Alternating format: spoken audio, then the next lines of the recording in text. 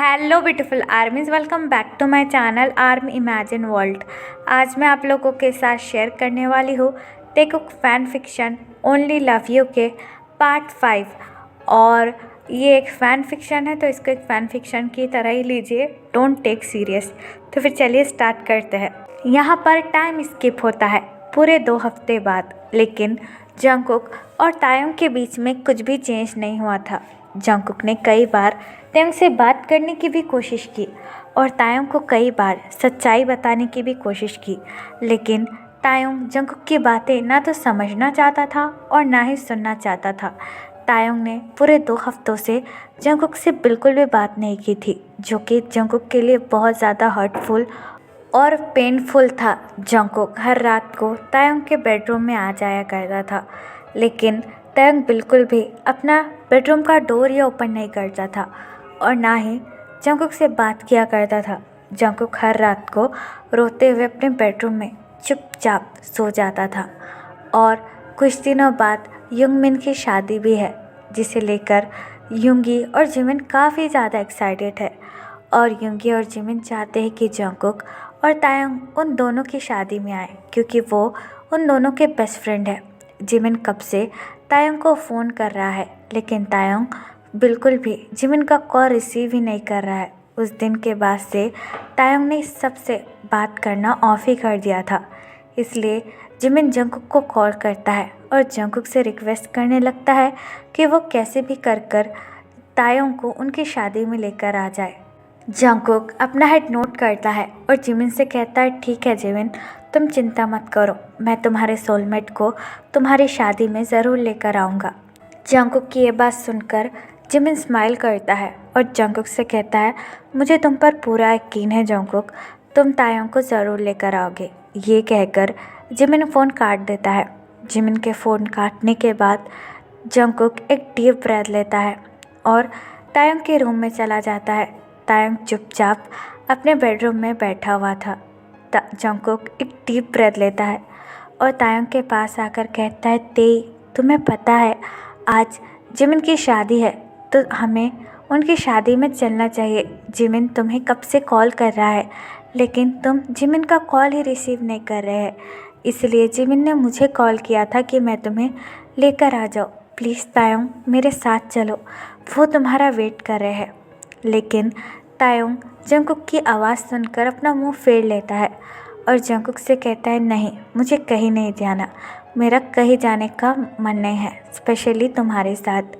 Jungkook तायोंग की ये बात सुनकर काफ़ी ज़्यादा हर्ट फील करता है और तायोंग से कहता है, मैं मानता हूँ कि मुझसे गलती हुई है और मेरी गलती की सज़ा तुम मुझे ऑलरेडी दे रहे हो, लेकिन अपने बेस्ट फ्रेंड और अपने सोलमेट को इस गलती की सज़ा देने का क्या फ़ायदा।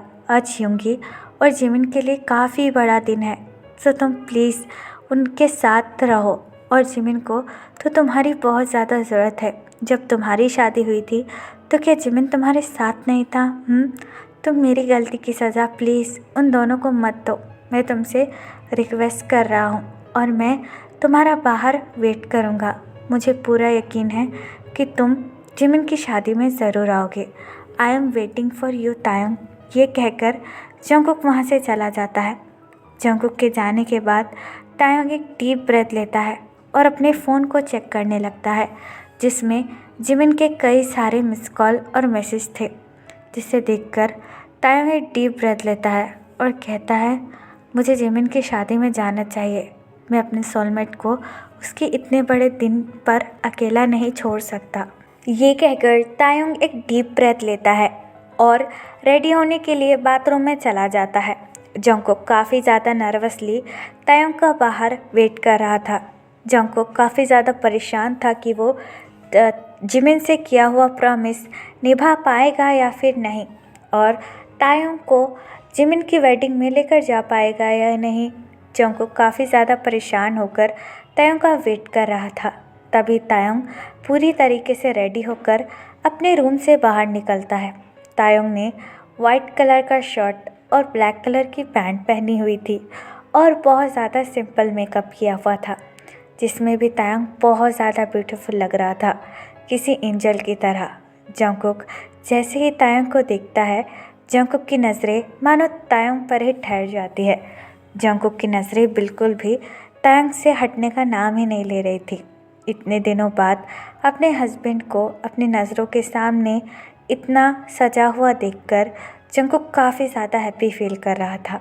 तभी तायोंग अपने कोल्ड फेस के साथ जंगकुक के पास आता है और जंगकुक से कहता है, चलो मैं शादी में जाने के लिए रेडी हूँ।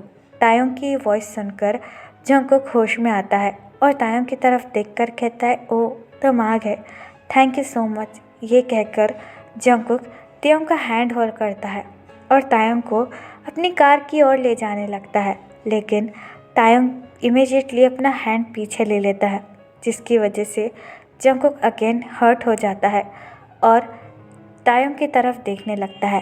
तायोंग जंगकुक की तरफ देखकर कहता है, देखो मैं अभी भी तुम्हारे साथ बहुत ज़्यादा कंफर्टेबल हूँ, so please try to understand. ये कहकर तायोंग कार में जाकर बैठ जाता है।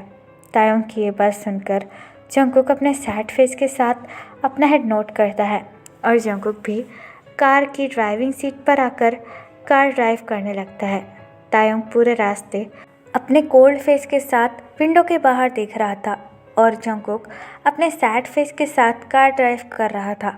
कुछ देर बाद वो दोनों ही युंगमिन की शादी में पहुंच जाते हैं। ऑब्वियसली युंगमिन की शादी थी तो जंगकुक और तायोंग के काफ़ी सारे दोस्त शादी में आए हुए थे, जो कि जंगकुक और तायोंग से ढेर सारी बात कर रहे थे और युंगमिन स्टेज पर थे और उन दोनों की शादी शुरू हो चुकी थी। सबसे पहले फादर युंगी की तरफ देखकर कहते हैं, मिस्टर मिन युंगी, क्या आप मिस्टर पार्क जिमिन को अपना लॉफुल हस्बैंड एक्सेप्ट करते हो? फादर की ये बात सुनकर युंगी स्माइल करता है और बड़े ही सॉफ्टली जिमिन का हैंड होल्ड कर कहता है, येस आई डू। युंगी का आंसर सुनकर जिमिन के स्टमक में मानो बटरफ्लाई उड़ने लगते हैं। तभी फादर यही सेम 3 लाइन जिमिन की तरफ देखकर कहते हैं, मिस्टर पार्क जिमिन, क्या आप मिस्टर मिन युंगी को अपना लॉफुल हस्बैंड एक्सेप्ट करते हो? अगर करते हो तो कहिए आई डू। फादर की ये बात सुनकर जिमिन युंगी की तरफ देखकर स्माइल करता है और युंगी से कहता है, यस आई डू। ये बात सुनकर सारे लोग उन दोनों के ऊपर फ्लावर फेंकने लगते हैं। तायोंग उन दोनों को देखकर अपने वेडिंग का दिन याद करने लगता है। तायोंग उस टाइम कितना ज़्यादा खुश और हैप्पी था। जंगकुक और तायोंग की शादी भले ही अरेंज मैरिज थी, लेकिन तायोंग अपनी शादी के दिन काफ़ी ज़्यादा हैप्पी था। तभी फादर युंगी की तरफ देखकर कहते हैं, अब आपसे एक दोनों एक दूसरे के लॉफुल हस्बैंड हो, यू कैन किस योर हस्बैंड। फादर की ये बात सुनकर जिमिन थोड़ा सा शाय फील करने लगता है। तभी युंगी अपना एक हाथ जिमिन की कमर पर रखता है और जिमिन का फेस होल्ड कर जिमिन को बड़े ही सॉफ्टली किस करने लगता है और सारे लोग उन दोनों को चीयर और क्लैप करने लगते हैं, जिसे देखकर तायोंग को काफ़ी अच्छा फील होता है कि फाइनली जिमिन और युंगी की शादी हो गई। वो दोनों ही एक दूसरे से बहुत ज़्यादा प्यार करते थे। कोल्ड होने की वजह से तायोंग को काफ़ी ज़्यादा सर्दी लग रही थी और तायोंग अपने दोनों हाथ अपने आर्म पर रखकर उन्हें रब करने लगता है। तभी जंगकुक की नज़र तायोंग पर पड़ती है, जो कि अपने फ्रेंड से बात कर रहा था। तायोंग को ठंड में कपकपाता हुआ देखकर जंगकुक तायोंग के पास आता है और अपने कोट को रिमूव कर तायोंग के शोल्डर पर रखता है। तायोंग जंगकुक की तरफ देखकर कहता है, इसकी कोई ज़रूरत नहीं है, मैं ठीक हूँ। जंगकुक अपना हेड नोट करता है और तायोंग से कहता है, हाँ मुझे पता है बहुत ज़्यादा ठंड है और तुम्हें कोल्ड लग रही है, इसलिए मेरे कोट को तुम्हारे शोल्डर के ऊपर ही रहने दो। ये कहकर जंगकुक वहाँ से चला जाता है। कुछ देर बाद जिमिन तायोंग के पास आता है और तायोंग का हैंड होल्ड कर कहता है, ओ तायोंगा, फाइनली तुम आ गए। तुम्हें पता है मैं तुम्हारा कितना ज़्यादा वेट कर रहा था, तुमने इतनी देर क्यों लगा दी? हाँ। जिमिन की ये बात सुनकर तायोंग जिमिन को हक कर लेता है और जिमिन से कहता है, कॉन्ग्रेचुलेशन जिमिना, तुम्हारी शादी हो गई। तायोंग की ये बात सुनकर जिमिन स्माइल करता है और तायोंग से कहता है, यस फाइनली मेरी शादी माय लव मैं युंगी से हो ही गई और तुम यहाँ पर खड़े खड़े क्या कर रहे हो? चलो खाना खा लो, सब लोग खाने पर बैठ रहे हैं। ये कहकर जिमिन तायोंग को लेकर डिनर एरिया में आता है जहाँ पर सारे लोग खाना खा रहे थे। जंगकुक स्पेशली तायोंग के लिए डिनर लेकर उसके पास आता है और तायोंग से कहता है, लो तुम कुछ खा लो, तुमने कुछ भी नहीं खाया है। लेकिन तायोंग जंगकुक से कहता है, नहीं मुझे भूख नहीं लगी है। लेकिन जंगकुक तायोंग की तरफ देखकर कहता है, तेई जिद मत करो और खाना खा लो, हम दोनों को घर भी जाना है। क्या तुम्हें सुनाई नहीं देता? जंगकुक की ये बात सुनकर तायोंग प्लेट को हाथ में लेने ही वाला था कि तभी तायोंग को अचानक से वॉमिट सा फील होता है। इसलिए तायोंग अपना हैंड होल्ड कर कर बाथरूम की तरफ भागने लगता है। तायोंग की ऐसी हालत देखकर जंगकुक को काफ़ी ज़्यादा घबराहट होती है तायोंग के लिए, और जंगकुक भी तायोंग के पीछे पीछे चला जाता है। तायोंग बाथरूम में जाकर वॉमिट करने लगता है। तायोंग को कुछ दिनों से काफ़ी ज़्यादा अजीब लग रहा था और तायोंग की हेल्थ भी बिल्कुल ठीक नहीं थी। लेकिन तायोंग जंगकुक से नाराज़ है और उससे ढंग से बात भी नहीं कर रहा है, इसलिए तायोंग ने जंगकुक को कुछ भी नहीं बताया। तायोंग अपना माउथ क्लीन करता है और बाहर आ जाता है। जंगकुक अपने वरी फेस के साथ तायोंग का वेट कर रहा था। तायोंग को देखकर जंगकुक तायोंग के पास आता है और तायोंग से कहता है, तेई क्या हुआ? क्या तुम ठीक हो? हाँ मुझे बोलो, क्या तुम्हारी तबीयत ठीक नहीं है? क्या हम दोनों अभी हॉस्पिटल चले? हाँ मुझे तुम्हारी बहुत ज़्यादा चिंता हो रही है। लेकिन तायोंग जंगकुक की तरफ देखकर कहता है, नहीं मुझे कहीं नहीं जाना, अभी प्लीज़ तो मुझे घर पर लेकर चलो, प्लीज़ मुझे कुछ ठीक नहीं लग रहा है। तायोंग की ये बात सुनकर जंगकुक अपना हेड नोट करता है और तायोंग से कहता है, ठीक है तुम घर चलो। ये कहकर जंगकुक तायोंग को लेकर पार्किंग एरिया में आता है जहाँ पर जंगकुक ने अपनी कार को पार्क किया हुआ था। लेकिन तभी तायोंग को काफ़ी ज़्यादा अजीब फील होता है, इसलिए तायोंग इमीडिएटली कार के अंदर जाकर बैठ जाता है। जंगकुक भी ड्राइविंग सीट पर आता है और कार को ड्राइव करने लगता है। तायोंग की ऐसी हालत देखकर जंगकुक को तायोंग के लिए काफ़ी ज़्यादा फिक्र हो रही थी। जंगकुक बार बार तायोंग की तरफ देखकर कहता है, तेई हम दोनों हॉस्पिटल चलते हैं, मुझे नहीं लगता कि तुम्हारी तबीयत ठीक है। तायोंग एक डीप ब्रेथ लेता है और जंगकुक से कहता है, जंगकुक मुझसे बहस मत करो और चुपचाप कार चलाओ। तायोंग की ये बात सुनकर जंगकुक अपना हेड नोट करता है और कार ड्राइव करने लगता है। तभी तायोंग अपना एक हाथ अपने बेली पर रखता है। तायोंग जैसे ही अपना एक हाथ अपने बेली पर रखता है, तायोंग को एक अजीब सी फीलिंग महसूस होती है, जिससे देखकर तायोंग विंडो के बाहर देखने लगता है। तभी तायोंग की नज़र एक मेडिकल शॉप पर पड़ती है, जिसे देखकर तायोंग जंगकुक की तरफ देखकर कहता है, जंगकुक प्लीज़ 2 मिनट के लिए अपनी कार रोको। तायोंग की ये बात सुनकर जंगकुक काफ़ी ज़्यादा कंफ्यूज हो जाता है और तायोंग से कहता है, क्यों? लेकिन अभी तो घर आया नहीं है। तायोंग एक डीप ब्रेथ लेता है और जंगकुक से कहता है, जंगकुक मैंने जो बोला वो चुपचाप करो, प्लीज़ तुम्हारी कार को अभी यही रोको।